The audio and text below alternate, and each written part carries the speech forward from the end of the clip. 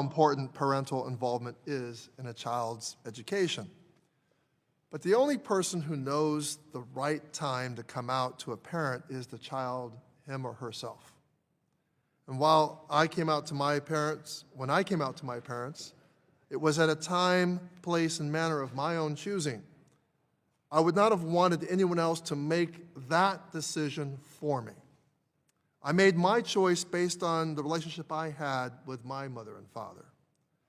What this bill does is put educators in the middle of that family relationship, by establishing a blanket requirement that parental consent be obtained before changing a student's name, gender markers, or pronouns. Teachers could be put in the position of outing students to their families before that child is ready.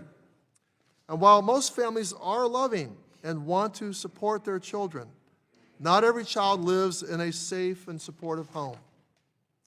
Years ago, when I was teaching high school, a member of the school personnel where I worked felt obligated to inform to a student's parents that they saw that student physically, a male student, physically affectionate with another boy.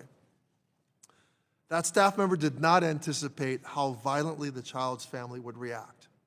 He was viciously beaten by his father, the student that is, and he had to later withdraw from the school and move to another part of the country. Now, that student's story is not unique. 40% of homeless youth are LGBTQI+, largely due to familial rejection.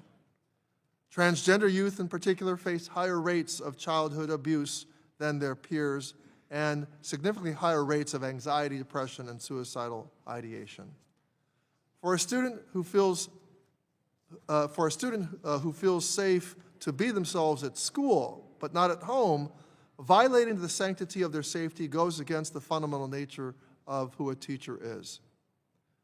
Teachers never aim to put students in harm's way, either intentionally or unintentionally. But this bill puts educators in an impossible position. They would be legally required in my home state to report, they would be legally required by the federal government to report on a child's gender identity, even if they knew that it would put the child at risk. My opposition to this bill does not come from a desire to divide students from their parents or encourage a conspiracy of secrecy. I believe that teachers should involve parents in a child's education, and I agree that involvement is often key to a student's success. But for many of us who have taught LGBTQIA+ children or have been LGBTQIA children plus ourselves, let me say it again, or have been LGBTQIA+ children ourselves, know the sad reality that not all children come from homes that accept their differences. Many of those kids come to school to seek a safe place, and educators should not be put in a position that would compromise a child's trust in them or disrespect the relationship between the child and the parents. I will always vigorously defend the rights of parents to raise their children and to be actively involved in their education.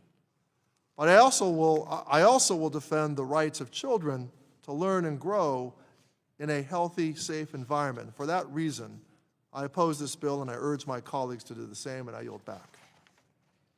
I thank the gentleman. I now recognize the